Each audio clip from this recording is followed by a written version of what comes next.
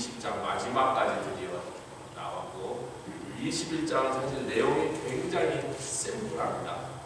예수님이 디베랴 바다에서 제자들 특히 그 중에 베드로를 만나시고 내 양을 먹이라 부탁하시면서 하셨던 그 몇 마디 말씀 말고는 복잡한 사건이 없죠. 21장은 아마 한두 주면 끝날 거다. 이렇게 보면 이제 요한복음이 아마 5월달 중에 끝나고 6월달 정도부터 우리가 이사야서 강해가 들어가지 않겠나 해서 조금씩 기초 작업을 하고 있는데 여러분 읽고 계시고 할렐루야. 네, 많이 읽으실수록 좋습니다. 이사야서가 그래 만만하게 해석이 잘 되는 성경이 아니라 그 예언서들이 갖고 있는 특징적인 이 구조적 복잡성 때문에 그렇고 유대인들은 예언에 익숙한데 우리 한국 사람들은 예언에 그렇게 익숙지가 않아요. 현대인들이 예언에 잘 익숙지가 않습니다. 이 예언의 랭귀지가 보통 우리가 쓰는 일상의 대화처럼 그렇게 해석이 되지 않기 때문에 우리가 좀 많이 읽고 묵상하시면서 성령님께 이것을 좀 풀어주시고 열어주시라. 저도 지금 그렇게 하고 있습니다. 제가 쉽게 풀을 것 같으면 뭐 진작했죠. 만만치 않은 것이나 성령님께 이렇게 구하면서 열심히 공부를 하고 있는데 들어가 뚜껑을 열어봐야 알겠습니다. 할렐루야. 어쨌든 요한복음을 한 2년 조금 넘게 보니까 한 2년 반 정도 이렇게 우리가 한 것 같아요. 그래서 거의 이제 막바지까지 왔는데 자 우리 강의안으로 보면 지난주에 나눠듣던 강의안이 도표가 있는데 원래 이 도표를 좀 잘 설명하려고 했는데 뭐 제가 보니까 여러분 도표를 잘 보시기만 하는데 특이한 것만 제가 몇 가지만 얘기하겠습니다. 도표 처음에 보시면 433페이지에 마태복음 28장 1절에 안식일이 다하여가고 도표 안에 있습니다. 성경 일일이 찾지 않으셔도 되게 첫 번째 안식일이 다하여가고 안식 후 첫날이 되려는 미명에 막달라 마리아 제가 이제 강조하는 게 십자가 처형 장면에도 막달라 마리아가 있었고 아멘. 예수님을 장사하는 것을 목격한 몇몇 사람 중에도 무덤까지 따라가서 장사하는 걸 이렇게 밖에서 본 사람에도 막달라 마리아가 있었고 부활하신 예수님을 만난 사람들 중에서도 막달라 마리아가 있는데 사실 성경의 기록으로 보면 직접 예수님을 처음 만난 사람은 막달라 마리아. 그래서 요 인물은 세 가지 예수님의 처형과 부활에 관계된 모든 상황 가운데 예수님을 직접 배웠던 그걸 목격한 첫 증인이 되었다. 막달라 마리아가 있었고 또 다른 마리아가 있었다는데 여러분 제가 도표에 하도 많은 마리아가 나왔고 예수님의 어머니도 마리아죠. 막달라 마리아도 마리아죠. 야고보의 어머니도 마리아죠. 글로버의 아내도 마리아죠. 근데 이 마리아라는 이름이 유대인들 여인들의 이름에 이렇게 흔한지는 우리가 몰랐는데 이 예수님 처형과 부활 사건에 그렇게 많은 마리아가 나오는 거예요. 마리아라는 말은 원래 히브리 말로 마라라는 말이고 마라를 복수형으로 지금 미리암이라고 씁니다. 마라, 미리암, 마리아가 다 같은 이름이에요. 뜻은 쓰다. 인생으로 치면 참 그 일생이 고달프다. 이 로마의 압제 그 전에는 이제 헬라 제국, 그 전에는 뭐 페르시아, 바벨론 지금 이스라엘 민족이 근 500여 년, 400 몇십 년 동안 계속해서 외국인들에게 나라를 잃은 채로 수없는 서름을 당하고 핍박을 당하고 때로는 학살을 당하니까 400년 동안 그 일이 진행돼요. 잠깐 중간에 독립을 잠깐 했었으나 그것도 그렇게 뭐 제대로 된 독립은 아니고 그냥 조금 어떻게 좀 기존 피고 살려다 얼마 안 되어서 다시 짓밟고 그랬어요. 그래서 400년 그 식민지살이를 계속 하다 보니까 그냥 뭐 집집마다 그냥 슬픈 사람밖에 없고 골짜기마다 불행 당한 사람들밖에 없으니까 따르려면 그냥 야 마리아라 그래라. 이 세상 살이가 이렇게 고달픈데 뭐 딸 이름 좋은 이름 줘봐야 뭐 잘못하면 로마 군인한테 끌려가서 뭐 반반하게 생기면 욕이나 나가지. 그러니까 그때 당시 태어난 여인들에게 흔해 빠진 이름이 불행이라는 뜻의 마리아라는 것이 얼마나 그때 예수님 당시에 유대인들의 삶이 비참해진다는 걸 우리가 알 수 있다는 거죠. 자 그렇지만 여기서 야고보의 어머니 마리아라 그랬더니 우리가 잘못하면 성경에 야고보라는 인물이 여럿이 나오죠. 예수님의 제자는 세베대의 아들 야고보입니다. 그의 형제가 바로 이 글을 기록한 요한인데 그 야고보의 어머니라면 자기 어머니잖아요. 우리 어머니 그래야 되는데 야고보의 어머니가 좀 이상하다 그랬어요. 세베대의 아내인, 그래서 세베대의 아들 요한과 야고보의 어머니, 그 어머니가 아니고, 자, 그게 어디냐, 마가복음 15장 보겠습니다. 이 성경을 좀 찾겠습니다. 제가 독배 써놨지만 성경으로 확인하시면 더 좋겠습니다. 요 잘 우리가 살펴보지 않는 이렇게 구석에 조그맣게 나오는 것인데, 마가복음 15장에 40절, 예수님이 처형 장면을 멀리서 바라보고 있는 여자들의 이름을 대면서 40절, 15장 40절 찾으셨습니까? 시작. 멀리서 바라보는 여자들도 있는데 그 중에 막달라 마리아와 또 작은 야고보, 그 작은 야고보가 누구냐면 세베대의 아들, 예수님의 12사도 중에 하나인 야고보가 아니고 예수님을 따라가는 제자들이지만 세베대의 아들 야고보는 초대교회에서는 나중에 제일 먼저 순교당하며 초대교회 굉장히 중요한 지도자로 추대됐던 인물이고, 큰 야고보라는 거죠. 작은 야고보가 있으니까 큰 야고보. 큰 야고보는 제일 먼저 순교당한 그 사도 야고보. 이 사람은 작은 야고보인데 그에게 형제가 있었어요. 작은 야고보에게도 어머니고 요새에게도 어머니인 마리아가 있더라. 그러니까 요 두 형제는, 형제 이름이 야고보와 요새의 어머니가 마리아예요. 세베대는 형제가 야고보와 요한이 짝이죠. 그의 어머니의 이름은 기록되어 있지 않습니다. 그냥 뭐라면 세베대의 아내, 야고보와 요한의 어머니 이렇게만 기록되어 있습니다. 아멘. 근데 뭐 그게 중요한 건 아닙니다, 여러분. 그냥 우리가 너무 마리아가 많이 나와서 막 이 마리아 저 마리아 그러면 막 요한의 어머니 막 이러니까 그 요한이 야고보의 어머니니까 그 야고보가 누구냐 이런 걸 좀 정리해서 우리가 나중에 좀 헷갈리지 않게 하려는 것뿐입니다. 할렐루야. 예, 살로메라는 여인이 또 있었고요. 요한나라는 여인이 있었습니다. 이 요한나가 누군지는 정확하게 성경이 말하고 있지 않습니다. 그런데 글로바의 아내가 있더라 이렇게 나와 있어요. 이 글로바는 누구냐면 성경에 유일하게 글로바라는 이름이 등장하는 것은 엠마오로 내려간 두 제자가 있는데 한 사람의 이름은 밝혀지지 않고 그 또 한 사람의 이름은 글로바더라. 그의 아내라는 거예요. 할렐루야. 뭐 더 이상 여기에 대해서 제가 뭐 길게 설명할 큰 필요성을 느끼지 않고 여러분에게 한눈에 보기 좋게, 그래서 사건을 시간별로, 상황별로 이렇게 이해하시기 좋게, 또 인물별로 이렇게 막 너무 비슷한 이름들이 막 계속해서 막 뒤섞여서 나오니까 뒤죽박죽 나중에 정신이 없어질까봐 이렇게 좀 정리를 해놓으면 좋겠다. 그 정도의 의미만 삼고 우리 오늘 나눠드린 강의 안으로 넘어가도록 하겠습니다. 그러기 전에 438회 그 도표 끝나고 그걸 좀 정리해놓은 얘기들을 좀 한번 읽으면서 가겠습니다. 자, 438페이지 제일 아래 목격자들, 거기에 1번 같이 읽겠습니다. 438페이지 제일 아래 목격자들 밑에 십자가, 시작. 십자가 곁에 선 사람들, 예수의 모친 마리아, 이름이 밝혀지지 않은 이모, 글로바의 아내 마리아, 그 사람도 마리아예요. 막달라 마리아, 요한, 또 그 나머지는 멀찍이 떨어져 보고 있는 사람들, 예수의 장사하는 것을 본 목격자들, 아리마대 요셉, 니고데모 우리가 다뤘습니다. 막달라 마리아, 요새의 어머니 마리아와 그 여자가 야고보의 어머니 마리아라고 해요. 근데 그 야고보가 세베대의 아들 야고보와 구별하기 위해서 작은 야고보다 이렇게 불렸다는 거 지금 막 읽었습니다. 확인했고요. 부활하신 주님을 만난 사람들 역시 막달라 마리아 꼭기죠. 베드로, 요한, 엠마오로 내려간 두 제자들, 그 중에 하나는 글로바. 그 다음에 우리가 오늘 막 읽은 요한복음 20장 19절에 읽었던 본문에 10사도가 있었죠. 원래는 10사도가 있었는데 그 자리에 왜냐하면 도마가 빠졌어요. 가룟 유다는 죽었고 10명의 사도들이 있는 자리에 예수님 찾아오셨습니다.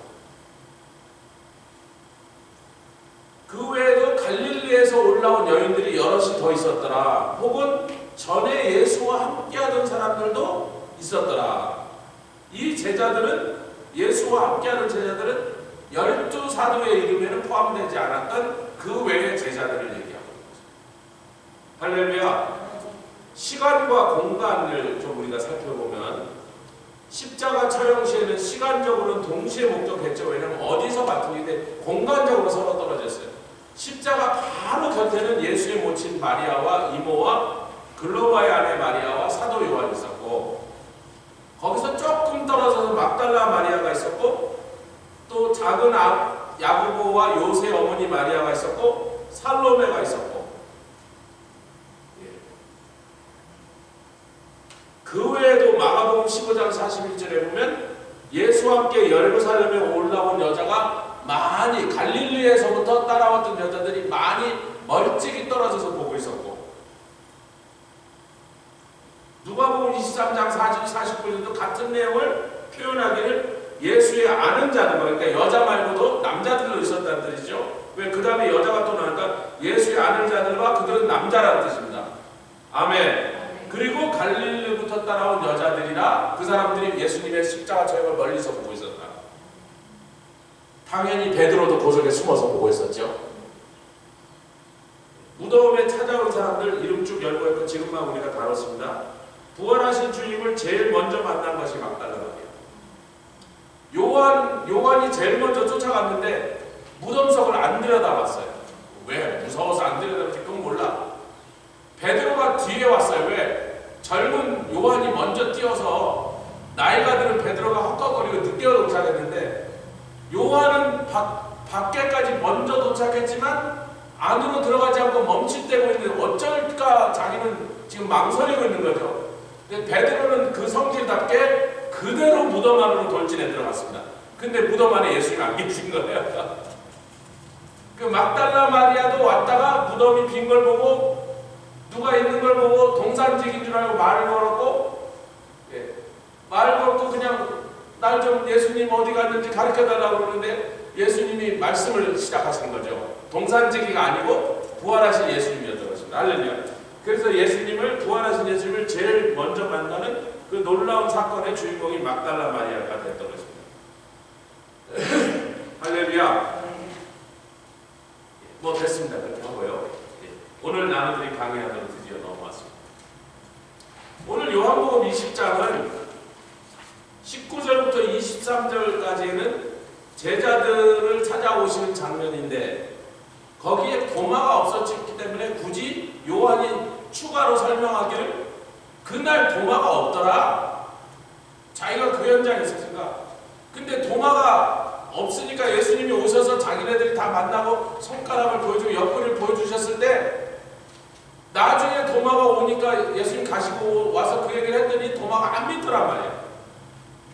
그러니까 그 다음에 도마가 같이 있을 때 다시 찾아오시더니 다른 누구하고도 말하지 않고 바로 도마에게 가셔서, 야 도마야, 너 손가락 집어넣어. 여기다 손 집어넣어봐. 그 말은 도마가 그날 제자들이 했던 말을 안 믿으면서 했던, 표현한 모든 말들을 예수님이 그 자리에 분명히 떠나서니 다 듣고 계셨다. 근데 여러 가지 이상한 일이 있잖아요. 분명히 문이 닫혔는데 혹은 잠겼는데 예수님이 그냥 쑥 들어오셨어요. 그랬더니 이걸 갖고 영지주의자들은 영지버섯 먹은 시하는 소리 합니다. 뭐냐면 예수님이 처음부터 육신을 입고 오지 않으셨다. 그런 헛소리, 멍멍이 소리 하는데, 예수님이 이 부활하시기 전에는 피곤하셨고 주무셨고, 할렐루야, 잡수셨고, 죄송하지만 화장실도 하루에 몇 번씩 딱딱 가셨고, 그와 3년 동안 함께 동거동락했던 제자들도 예수님이 몸이 없다 그러면 무슨 큰 소리냐 그렇게 했을 거고, 30년 동안 한 집에서 살았던 동생들, 그들이 나중에 초대교회 또 사도들이 되지 않습니까? 예수님의 제자 야고보 말고 예수님의 동생 야고보와 예수님의 동생 유다가 사도가 되지 않습니까? 그들이 성경을 기록하지 않습니까? 그들이 30년 동안 형하고 한 집에서 살던 사람이에요. 하루에 3끼 밥 드셨으면 화장실 몇 번 가셨을 거 아니에요. 근데 그들이 우리 형 이상하게 화장실 한 번도 안 가던데 그런 소리 안 하거든요. 영지주의자의 그 거짓말. 부활하시기 전에는 분명히 그분이 입고 오신 몸이 저와 여러분들과 똑같은 몸으로 시공간의 제한 속에 있는 아주 거추장스고 불편한 몸이었어요. 아프시면 끙끙 앓으셨고, 열이 나면 예수님 열도 이마도 펄펄 끓었을 것이고, 속이 안 좋으시면 막 가스로 나오셨을 것이고, 죄송합니다 이렇게 제가 복잡하게 얘기해서. 한 가지 강조하는 게 뭐예요? 부활하시기 전에 예수님이 입고 계셨던 몸은 저와 여러분들 몸과 조금도 다를 바가 없습니다. 근데 부활하신 예수님은 그 몸이 희한한 거야. 영화로운 몸이죠. 우리가 어느 날 부활하여 우리도 입게 될 몸이죠. 이 시공간에 갇히지 않는 몸. 할렐루야. 할렐루야. 시공간에 갇히지 않는다는 게 얼마나 좋은지 별로 실감이 안 나신 분은 지금도 펄펄하시고, 제가 여기 코스모스 3일 동안 씻고 지금 허리가 후들후들 떨려요. 하루에 2시간씩 씻었는데, 아이고, 제가 김종호 목사님 지금 2주째 그 밭에 나가서 2주째 반일하고 있어요. 목사님 전화했더니, 조 목사 말도 많아. 지금 죽겠어. 저도 죽겠어. 근데 왜? 그래서 저 코스모스 심었더니 그게 무슨 농사에서나 꽃 심은 거 같고 그래요. 자기는 막 호박 심고 고추 심고 깻잎 심고 지금 막 난리가 나셨어요. 그래서 하여튼 목사님 존경합니다. 2주째 지금 그러고 계십니다. 하루에 만 12시간씩. 올여름에도 제가 가서 그 고추를 잔뜩 받아올 테니까요. 작년에 그 고추 맛을 보셨죠? 얼마나 대단한지. 그래서 목사님 그 고추는 어떻게 하고 시간이 지나도 그렇게 아삭아삭해 그랬더니 그 고추 이름이 뭐라고? 고추 이 좋은 품종 이름이 아삭이래. 그래서 그렇게 아삭거린다. 하여튼 그 사람의 몸이 얼마나 그냥 햇빛 쬐고 한 2시간 있었더니 막 하늘이 노래지고요. 정신이 하나도 없어. 농구가 아니더라고요. 이렇게 육체 시공간에 꼼짝없이 마치 감옥에 갇힌 것처럼 갇혀있는 몸으로 저와 여러분 지금 살고 심었으면 이제 물을 줘야 되는데 요만한 조를 갖고 저까지 저기서부터 여기까지 한 30분 왔다 갔다 하더니 운동돼도 말이야. 호스를 사서 뿌리려다가 아니다 이걸 해서 오래 살아야겠다 이렇게 왔다 갔다 하면서 저기 한번 다 주려면 30분 왔다 갔다 해야 돼. 시공간 그 몇십 미터밖에 안 되는데 한 10번 왔다 갔다 해야 돼. 바로 정신이 없어. 그 하여튼 도마가 없던 자리에 예수님이 오심으로 말미암아 24절부터 29절은 사실 필요 없는 얘기가 됐을 뻔했는데 도마가 없어서 그렇게 말했더니 다음에 딱 찾아오시자마자 예수님이 야 그래 도마야 와서 넣어봐. 얼마나 민망했겠어요. 자기가 하는 말 다 듣고 계셨어요. 어떻게 들으셨을까? 옛날에는 불가능한 일이었다고요. 그런데 예수님이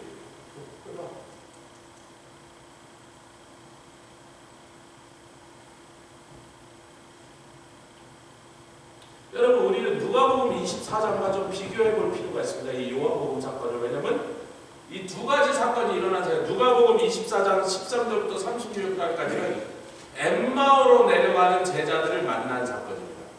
아멘. 그리고 요한복음 20장에 그 엠마오로 내려가던 제자들이 나중에 와갖고 그 두 명은 12제자가 아니거든요. 글로바하고 또 다른 사람인데 이 제자들이 12사도들에게 돌아와서 부활하신 주님을 만난 얘기를 보고하러 돌아와 버립니다. 엠마오까지 가지 않고 엠마오로 가다가 길을 돌려서 돌아와 버린 거예요. 원래 그들의 계획은 여인숙을 잡아놓고 중앙에서 하루 자는 거였잖아요. 자 여기서 유숙합시다 그랬거든요. 아멘. 그러니까 자려고 그랬는데 엠마오까지 내려가려는 게 목적이었는데 예수님 부활하신 예수님 만났고 자기들이 만날 때는 예수님인지 모르다가 얘기하다 예수님 성경을 풀어주시고 그 마음이 뜨거워져 눈이 밝아져 그분이 예수님을 알고 갑자기 예수님이 사라지시니까 이 놀라운 소식을 그냥 묻어두고 엠마오까지 볼일보러 갈 수가 없어서 그 즉시 길을 돌려서 예루살렘으로 돌아와 버립니다. 자 누가복음 24장을 한번 펴볼게요. 13절. 이 날이 언젠가 누가복음 24장에 그 날이 언젠가 성경은 정확하게 그 날이 언제인지를 우리에게 밝히고 있죠. 누가복음 24장 13절.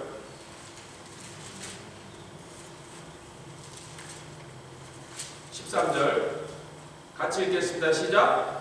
그날이 어느 날이라니까? 그 바로 전전에 뭐예요? 베드로가 무덤에 가서 굽으려 들여다보는데 예수님은 안 계시는지라. 그날이 언제예요? 안식구 첫날, 주일날, 부활절날. 근데 그날에 그랬으니까 아직 그 부활절이 계속되고 있는데 이제 저녁 때란 말이에요. 왜? 날이 저물어 가고 있었어요. 근데 날이 저문데 여러분 우리는 이게 신경 안 쓰는데 유대인들은 날이 저물어 가면 이제 뭐예요? 안식구 첫날이 끝나고 해가 딱 떨어지는 순간 안식구 둘째 날이 되는 거예요. 근데 뭐라고 성경이 기록하냐면 그날에 저희 중 둘이 예루살렘에서 25일에는 엠마오로 하는 촌으로 가면서 자 날이 저물어 가죠? 날이 저물어 가죠? 아니 날이 저물어 가죠? 어디 날이 저물어 간다고 하세요? 17절에 17절에 어디 날이 저물어 간다고 써있어요? 안 써있는데 아니 갑자기 아무래도 29절 시작. 저희가 강권하여 가로되 우리와 함께 유하사이다 때가 저물어 가고 날이 이미 기울었나이다 그러잖아요. 자 그러니까 앞에 주막이 보이니까 여기서 우리와 함께 오늘 밤은 주무시고 내일 아침에 날 밝으면 계속 갑시다 그렇게 말해요. 여러분 사랑하는 성도 여러분 예루살렘에서 엠마오가 그렇게 먼 거리는 아니에요. 그렇지만 이들이 출발을 늦게 해갖고 엠마오까지 아직 그래도 한참 남았는데 잘못하면 산속에서 자게 생겼으니까 주막에 들어가서 주무시자 그러고 사실은 그 마음은 뭐 이분의 이 놀라운 말씀을 좀 더 듣고 싶었던 거야. 이분 참 신기한 누군지 모르겠는데 굉장히 뭐 하여튼 성령 충만한 분인 것 같으니까 이분하고 좀 얘기 좀 더 나눠보자고 같이 떡도 떼고 그러려고 그렇지만 하여튼 분명히 그때 그 시간이 해가 이렇게 뉘엿뉘엿 기울어가서 금방 이제 해가 떨어지게 생겼다 그 정도가까지 되었다는 시간입니다. 여러분 요한복음 20장으로 돌아보겠습니다. 이걸 두 군데를 비교해 볼 필요가 있단 말이에요.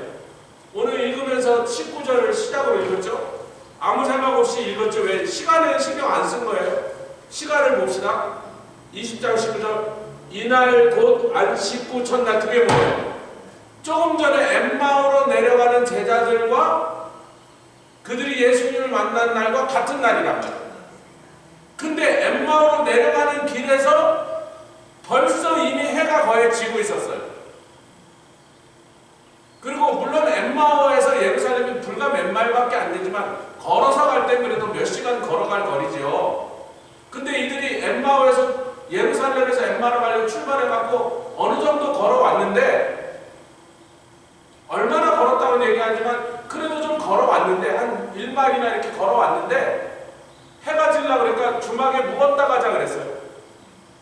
그러니까 얼마큼 걸어갔든지 간에 거기서 엠마오로 가는 거리는 상당히 떨어졌다는 거 우리가 알 수 있다. 왜? 그러지 않아서 그냥 빨리빨리 걸으면 해지기 전에 들어가겠네 그러고 갔을 건데 도저히 오늘 밤 안에 해가 떨어지기 전에 엠마오에 도착 못하겠다고 계산을 했으니까 지금 예루살렘에서 출발해서 엠마오로 가는 길에 아직은 예루살렘에서 걸어온 거리가 지금부터 엠마오까지 가는 거리보다 더 짧았다는 걸 알 수 있습니다.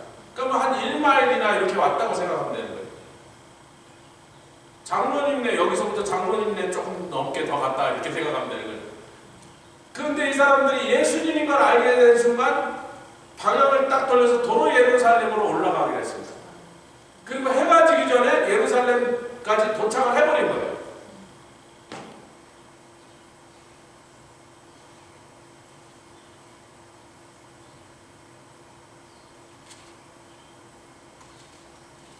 왜냐하면 같은 날 사건이란 말이에요. 지금은 해가 진 때야. 조금 전에 엠마오로 내려가는 해가 막 지려고 할 때고 그러니까 불과 한 20-30분 사이에 예루살렘에 있는 제자들에게 예수님이 찾아 들어와 버렸어요. 한 20-30분 전에 엠마오로 내려가는 그 두 제자를 만나셨는데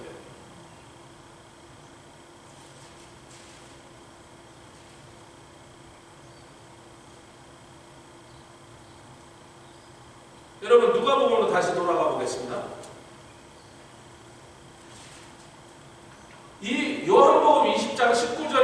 장면이 누가복음 24장 어디에 기록하면 33절부터 35절까지에 기록되어 있는 거예요.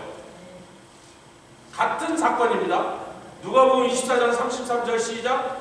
곧 그 시로 일어나 예루살렘에 돌아가 보니, 그 시가 뭐예요? 엠마오로 내려가는 길을 포기하고, 지금 우리가 부활하신 주님, 우리는 그분인 줄 모르고 이러쿵저러쿵 떠들고 있을 때 그분이 사라지고 난다는 거니까, 아니 우리 주님이셨네, 부활하셨구나. 그럼 빨리 가서 제자들에게, 사도들에게 보고해야지. 그리고 그들이 오늘 엠마오 가는 게 지금 무슨 중요한 일이냐고, 하여튼 무슨 중요한 일이 있었든지 포기해버리고 사도들에게 이 사실을 고하려고 올라갔습니다. 아마 한 1마일이나 뭐 2마일이나 그래도 빨리 달려가면 불과 2, 30분이면 갈 수 있는 거잖아요. 우리가요. 그렇잖아요. 1마일 뭐 빨리 뛰면 20분이면 갈 수 있는 거리잖아요. 그러니까 그들이 굉장히 서둘러서 돌아왔으니, 그 24장, 누가복음 24장 33절에 요 사건 계속 읽겠습니다. 시작. 곧 그 시로 일어나 예루살렘에 돌아가 보니 11사도와 및 그와 함께한 자들이 모여서 말하기를, 주께서 과연 살아나시고 시몬에게 나타나셨다 하는지라. 두 사람도, 이 두 사람이 왜 엠마로 내려가던 두 사람도 길에서, 어디로? 엠마로 가던 길에서 된 일과 예수께서 떡을 떼심으로 자기들이 알려주신 것을 말하더라. 요 말하고 있는 요 때쯤, 이게 요한복음 20장 19절 그 시간이란 말이에요. 왜? 불과 30분 정도만 더 지났더라면 안식 후 둘째 날이 되버린 거예요. 해가 떨어졌으니까 안식 후 첫 날이 아니란 말이에요. 더 이상 유대인들은 해가 떨어지면 바로 다음날로 옮겨요. 그러니까 지금 엠마오로 내려가던 제자들을 만나서 얘기하시다가 헤어지신 시간부터 모여서 문을 닫고 모여있는 사도들에게 예수님이 들어오시는 데까지 아무리 길게 잡아도 30분을 더 넘어갈 수 없는 그 정도 시간에서 이 두 사건이 벌어졌다.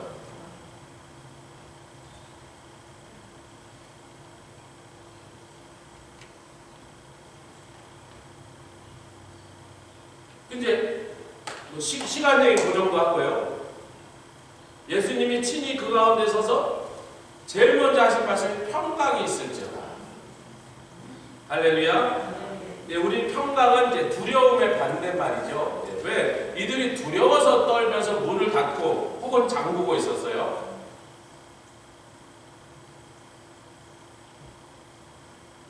도마 얘기는 좀 건너뛰고 442페이지, 그 자리에 도마가 없었는데 그 얘기 좀 이따 하고요. 이 오늘 읽은 본문의 키포인트는 세 가지입니다. 첫째는 442페이지 골뱅이 다음에 첫째는 평강이 있을지어다. 할렐루야. 두 번째는 숨을 내쉬면서 성령을 받으라. 세 번째는 이제 도마가 다시 등장했을 때 믿음이 없는 자가 되지 말고, 보고서야 믿는 자도 되지 말고 보지 않고 믿는 자가 되어서 복된 믿음을 소유하라, 이렇게 말씀하는 거죠. 할렐루야. 옆에 이제 보지 않고 믿읍시다. 그 얘기 좀 이따 하고요. 왜 평강을 선포하실 수밖에 없었냐면, 십자가 처형 시 제자들이 도망간 이유는 두려워서죠. 너무 당연한 얘기죠. 그들은 뭘 두려워했습니까? 물론 칼든 놈, 무력을 잡고 있는 자들, 권세 있는 자들 두려워했어요. 군병들을 두려워했습니다. 근데 그 칼이 왜 두렵냐 말이에요. 제가 날마다 얘기하니까 이제 하도 들어서 별로 반응이 없으지만, 여러분 AK-47을 든 애들 앞에서 우리가 이렇게 가갖고 하나도 안 두려운 이유가 뭐예요? 간단해. 죽는 게 안 두려워서요. 박명수 수장이 뱀 얘기하니까 또 뱀은 그래도 무서워요 그러시던데, 그저께 선교팀 미팅에서 그 뱀은 무서운가 보다. 징그럽지. 뱀이 생긴 것보다 징그럽고 아주, 우리 인간은 뱀을 싫어하게 돼 있어요. 성경의 사건 때문에 그런 거. 하여튼 뱀 그러면 일단 싫어. 저는 징그럽고 무섭고 그런 것보다 뱀을 보면 일단 죽였기 때문에 뱀을 보면 무조건 죽여버렸거든요. 어렸을 때부터 도망가지 않고 다 죽여버렸어요. 그래서 안 무섭고 보는 놈마다 다 죽였어요. 근데 우리가 죽음을 무서워한다는 것이 제자들뿐의 일이었습니까? 어떤 영웅도 어떤 대단한 사람도 다 죽음을 두려워해요. 인류가 죽음을 두려워하게 된 그 시점이 언제부터냐고요. 죄를 짓고 난 다음 죽음을 두려워해요. 자, 이제 그 얘기를 예수님이 지금 거꾸로 하고 계시는 거죠. 자, 십자가 처형시 제자들이 다 도망갔어요. 안 그럴 거라고. 누가 도망가도 나는 안 그럴 거라고. 칼도 들고 휘둘렀는데 정작 막 군병들이 들이닥치니까 그냥 걸음아 나서다가 도망가고, 예수님 모른다고 막 그러고 막 부끄러운 그 참 별별 칠갑을 다했죠. 그 부끄러운 꼬라지를. 그 두려움의 밑바닥에 죽음의 공포가 자리 잡고 있는 건데, 주님은 사망의 권세를 십자가에서 깨뜨리셨습니다. 할렐루야. 그리고 당신 자신의 부활로 당신이 사망을 누르고 승리하셨음을 온 세계에 드러내서 천명하신 거예요. 아멘. 그렇게 하신 주님이 제자들에게 지금 처음, 물론 베드로는 중간에 한번 만났지만요, 나머지 제자들은 부활하신 주님을 지금 처음 맞닥뜨리고 있는데, 제일 먼저 하신 말씀이 평강이 있을지어다. 아니, 두려움부터 먼저 얘기하셔야 되죠. 야, 두려워하지 말라. 내가 왔잖냐. 뭐 어쩌고 그러셔야 되는데, 다짜고짜 평강이 있으래요. 지금 평강이 없어서 문제인데, 두려움으로 가득 차고 있는데, 예수님이 왜 그래? 사망을 지금 내가 막 짓밟고 일어나지 않았느냐. 너희들이 두려워해야 될 근거, 이유를 내가 그 자체를 없애버렸는데, 근데 요 집 바깥에만 나가면 여전히 예수와 그를 따르던 일당들을 잡으려고 눈에 불을 켜고 있는 유대인과 로마의 군병들이 온 예루살렘 시내를 뒤지고 있어요. 여러분, 예루살렘이 굉장히 작습니다. 구시가지, 그러니까 다윗이 지었던 그 예루살렘 성은요, 한국의 서울에 비하면 한 100분의 1 정도 되려나? 무슨 동 하나만 해, 동 하나. 그 동 하나만 한데 병사들이 우글우글 다니면서 지금 예수님과 제자들을 찾고 있는 거예요. 그러니까 그냥 꼼짝도 못하고 그 안에 갇혀갖고 문 걸어 잠그고 문틈으로 누가 보고 확인하고 또 열어주고 지금 이러고 있었던 것입니다.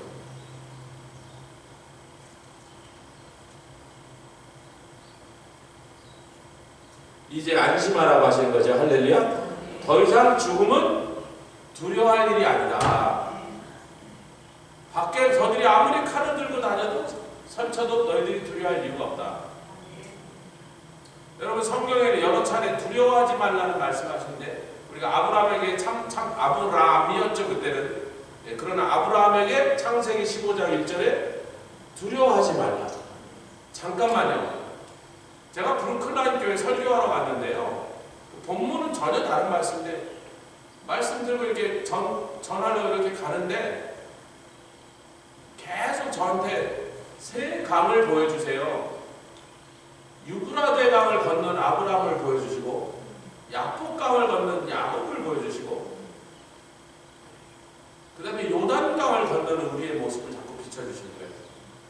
아니, 이거는 주님 설교하고 오늘 아무 상관이 없는데요. 오늘 나눌 메시지하고 전혀 동떨어진 사건이니까 설교 시간 내내 이걸 전하라 그러시는 거 같은데, 뭐 그런 게 아니고 그냥 설교 본문에 충실하게 그냥 준 메시지만 끌고 나가고 끝났죠.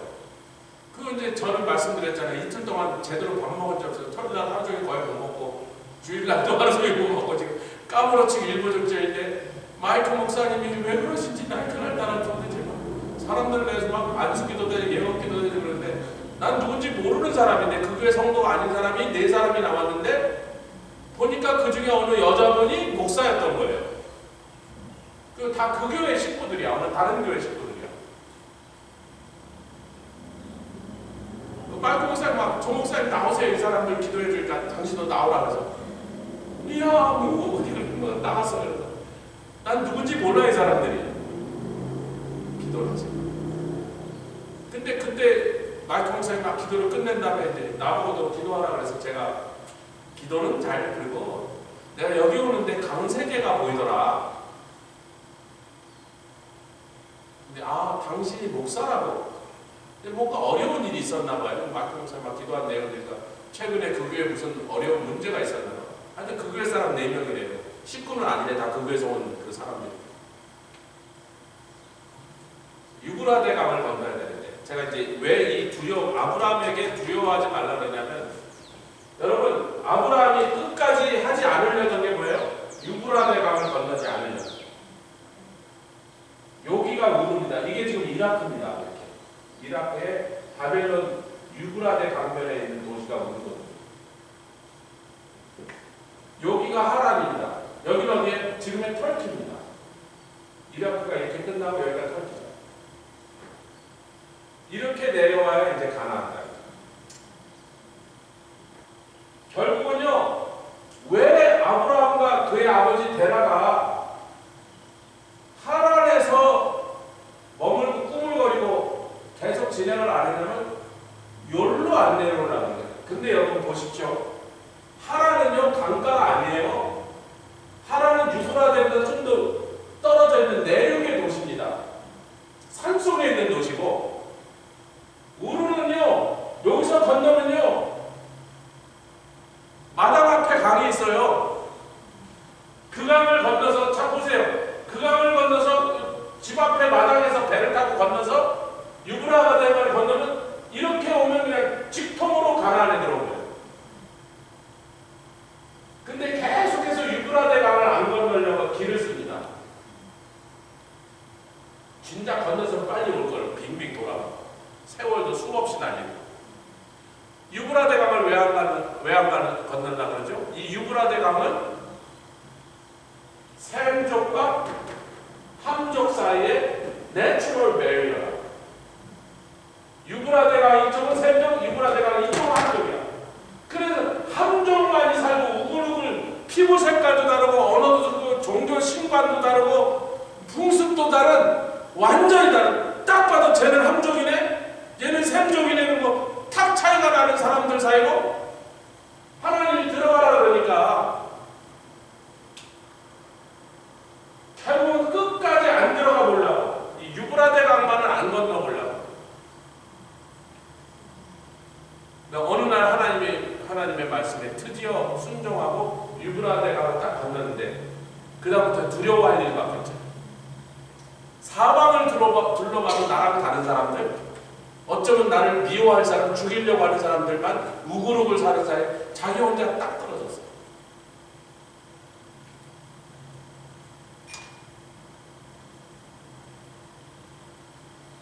미국 처음 보니까요, 색깔이 다른 사람들하고 있으니까 중국 애들, 일본 애들만 만나도 반가워. 우리 같이 놀았어. 중국, 일본, 한국 셋이 가서. 색깔 비슷하고 이렇게 한자로 쓰고 이런 사람들이 그래도 좀 편하더라. 아브라함에게 네가 두려워할 수밖에 없는 곳에 내가 있는다. 그러나 내가 너와 함께하니 함정으로 우글거리는 이 땅에서 네가 비록 살아도 이거 왜요? 나그네 살자, 이방인으로 살자. 할렐루야. 하나님만 의지하고 사는 것이 믿음의 길이니까. 예. 이렇게 하나님 의지하지 않으면 살 수 없는 곳에다 데려다는 것이고, 나만 의지해라, 나만 있으면 된다. 그러면서 두려워하지 말라 하시면서 하신 말씀이 뭐예요? 내가 너의 지극히 큰 상급이요, 내가 너의 방패라고 하십니다. 할렐루야. 그러니까 성경에 하나님은 계속해서 두려워하지 말라고 하셨어요. 여호수아에게 1장에 모세가 죽고 난 다음에 두려워 말라, 놀라지 말라. 내가 너와 함께하리라. 너는 좌로나 우로나 치우치지 말고 네 율법의 말씀을 지켜 그대로 행하라. 여호사밧과 유대 백성들에게 두려워하지 말라, 놀라지도 말라. 그러니까 성경의 예전부터 믿음의 선조들에게 계속 하나님이 하셨던 일관된 메시지가 두려워하지 말라. 내가 너와 함께 두려워하지 말라. 근데 그 시대 그 사건에서 두려워하지 않다가요, 금방 또 두려워하죠. 왜? 하나님이 함께 계시는 걸 알 때는 두렵지 않은데 뭐 눈에 보이지 않는 하나님이 안 보이고 그럴 때 막 또 두려운 거예요. 아사왕을 보십시오. 구스 사람 세라가 100만을 데리고 쳐들어왔을 때 하나님 앞에 부르짖어 그 100만을 쓸어버렸지만 그 다음에 그보다 훨씬 작은 군대가 왔는데도 하나님이 안 보이니까 두려워하더란 말이에요.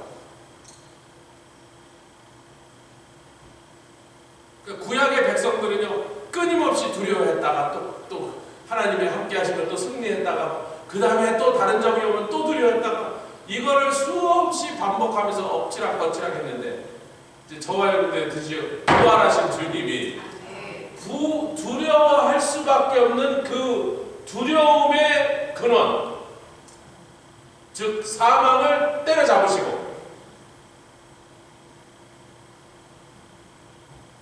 할렐루야. 옆에 계세요. 신약의 백성 되시길 축하합니다. 죄송합니다. 속죄 겁대가리 상실하는 거 축하합니다. 아니 아무것도 겁나는 게 없는데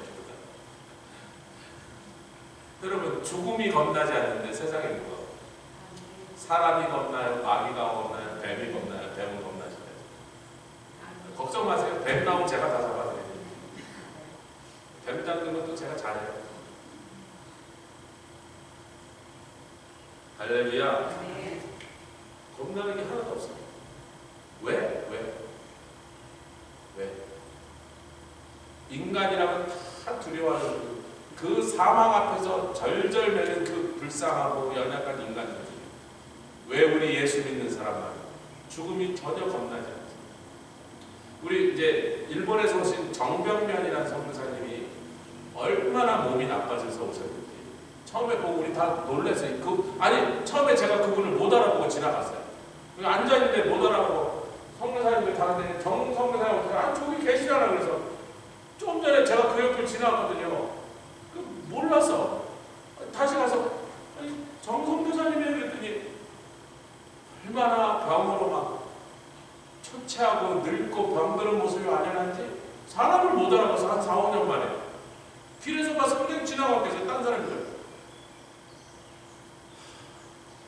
그래서 이제 원래는 여기 왔다가 이제 한두 달 가족들 만나고 다시 가기로 했는데 안 되겠다. 자기가 몸이 너무 많이 망가졌다고 의사들이 어디를 가자고 치료받으라 했으니 병원에 들라고 하면서 온 김에 그럼 안식년을 지금 할까 그러고 있었는데 오늘 제가 그래 성교사님 치료를 잘 받고 몸은 좀 괜찮습니까? 그러고 전화했더니 목소리가 힘이 있어요. 종목사님 괜찮아. 근황을 좀 얘기하다 이런 거예요. 7월 달에 단기 선교팀이 한국에서 오게 돼 있었대요. 일본으로 자주 온대요. 한국에서.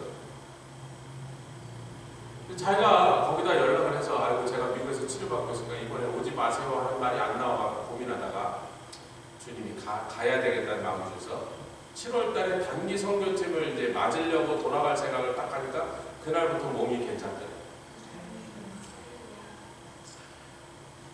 그래서 아내하고 얘기했대요. 당신이 여기서 치료받는 것도 좋고 쉬는 것도 좋지만 사모님도 당신은 선교지에 있을 때 그래도 차라리 왜냐면 선교지에 있을 때 그렇게 아프지 않았는데 여기 딱 도착하니까 그렇게 아프더라고요. 그 병원에 가니까 다 망가졌더라고요. 선교지로 그 팀 때문에 할 수 없이 7월달에 갔다 다시 오려고 그랬는데 그렇게 마음을 딱 먹는 그날부터 몸이 이렇게 좋아진 거 보니까 자기는 거기 있어야 돼. 그래서 그냥 안식년 취소하고 그냥 원래 있던 계획대로 7월달에 가서 그냥 안 돌아오고 거기 있습니다. 그래요? 뭐 일본도 좋은 병원 많고 뭐 건너가면 한국도 후쿠오카가 가까워요. 한국에. 그래서 그쪽에 그분이 계시는 동네가 한국이 가까운 것입니다. 비행기나 배나 쉽게 건너가니까 어떨 때 해장국이 너무 먹고 싶으면 부산 가서 해장국 먹고 온대. 그렇게 가깝다는 뜻이죠. 몇 시간이면 건너면 안 돼. 배 타고 한국 가서 좀 치료를 받으시오. 우리가 좀 좋은 병원도 좀 찾아가고 갈 거니까. 뭐 어떻게 설명해요? 제가 그분과 헤어진 지가 지금 뉴저지에서 헤어진 지가 지금 한 10일밖에 안 됐는데 10일 전에 그 너무 병색이 짙어서 우리 마음이 너무 무겁고 참 그랬거든요. 너무 안쓰럽고 저분 큰일 났다. 저거 어떡하려고 저 몸이 저래갖고 어떻게 선교를 하겠다고. 선교지에 돌아가겠다 딱 먹으니까 그날부터 괜찮대. 물론 병이 다 없어진 건 아닌데 치료도 받고 약도 먹고 이래서 의사들의 병원의 도움을 받고 있지만 마음을 딱 그렇게 먹으니까 그날부터 막 몸에서 힘이 생겨요. 목소리에 힘이 나고 그래 가시오. 선교사는 선교지 가서 죽으나 사나 손추이는 솔림 먹고 있어야지. 여기서 뭐 하겠다고? 여러분 평강이라는 단어는 여러분들 아시는 대로 이 히브리인들이 만남냐 우리 안녕처럼 쓰는 단어인데 그 평강이란 말의 원래 뜻의 제일 밑에는 이게 예루살렘이라고 말할 때도요 흔들리지 않고 영원토록 견고하게 있는 샬롬이라는 뜻입니다. 견고하다, 흔들리지 않다. 그런데요 이 샬롬이란 말에는 원래 그 말의 밑에는 어떤 말이냐면 모든 것이 다 있어야 될 제자리에 있다. 그래서 이제 우리 하나님은 하늘의 보좌에 자정하고 계시고 마귀는 패배하여 쫓겨나갔고 공중의 권세 잡은 자가 됐다가 쫓겨나갔고 지금은 그 공중에서 70인이 나가서 전쟁지고 하늘로서 막 사단이 떨어지고 이제는 별번이롭게 됐어요. 죽음은 예수님의 발아에 정복당하고 아멘. 성도는 주님의 부활 승리하심으로 거룩한 교회에 성도를 있고 마누라는 부엌에 있고 아이들은 학교에 있고 내일 지원이가 같이 간다 그래서 지원이 엄마한테 지원이는 왜 학교 안 가냐 그랬더니 요즘 사이버로 클래스를 하기 때문에 빠져도 된대요. 자기 공부할 거 다 따라가겠어요. 순교는 안 되니까 순교는 수업 일주를 못 세웠기 때문에 안 된다 그래서 그러니까 같이 가도 되는 지원이는 우리랑 내일 성국 보러 가고 수업 일수 채워되는 순교는 학교에 앉아있고 소는 외양간에 양들은 들판에 여러분 제가 쓰려면 한두 것도 없죠. 제일 중요한 건 뭐예요? 하나님은 하늘의 보좌에 계시고 성도는 교회에서 예배드리고 뭐 그 다음에 주님 다음에 중요한 건 마님이니까 뭐 마누라는 부엌에 있고 애들은 학교에 있고 초롱이는 우리 거라지에 있고 중요한 것이 다 자기 위치에 있고 내가 있을 자리에 있으면 그게 샬롬인 거예요. 그런데 마귀가 우리가 살고 있던 이 세상의 공중의 권세 잡은 자가 돼서 에베소서 2장 말씀이죠. 지가 원래 있어야 될 곳이 아닌 곳에 와갖고 이 온 세상을 어지럽히고 미혹하고 망가뜨리고 있으니까 샬롬이 있을 수가 있냔 말이에요. 원래 인간을 지으실 때 사망을 같이 지으신 게 아닌데 그리고 인간에게 영생하도록 생명나무를 거기다 두셨는데 그걸 먹고 영생하는 존재가 됐으면 그냥 죽었을 것을 사망의 종살이 할 수밖에 없는 죄를 지음으로 말미암아 원래 우리에게 다스리는 자의 지위를 주셨는데 그걸 상실했더니 샬롬이 없는 거예요. 날마다 고통과 문제와 걱정과 근심과 두려움 속에 샬롬이 없이 살았다. 예수님이 오셔서 그래. 내가 다 제자리에 돌려놨어야 평안도 말을 했습니다. 내가 다 제자리에 돌려놨다고 마귀는 마귀 있을 곳으로 쫓아냈고 아멘. 사망은 사망 제자리로 가게 했고 사망아 내가 쏘는 것이 어디 있느냐. 사망에게서 그 권세를 뺏어내버렸어요. 할렐루야. 그러니 성도들아 제자리로 돌아가라 그러는 거예요. 그게 어디? 평강이죠. 하나님이 함께 계시고 보호하세요. 하나님이 보존하세요. 그 자리로 돌아가요. 밖에는 여전히 칼을 든 병사들이 제자들을 죽이게 돌아다니고 있어요. 평강을 명령하신 주님 찬양합니다. 오늘은 여기까지만 해야겠습니다.